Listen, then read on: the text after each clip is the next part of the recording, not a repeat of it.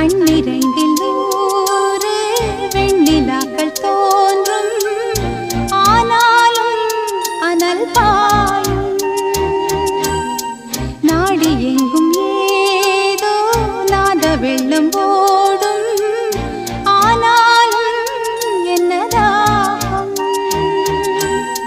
மீசை நிற்கும் வண்ணம் தீ வளர்த்ததென்ன, தூபம் போடும் நேரம் தூண்டிலிட்டதென்ன.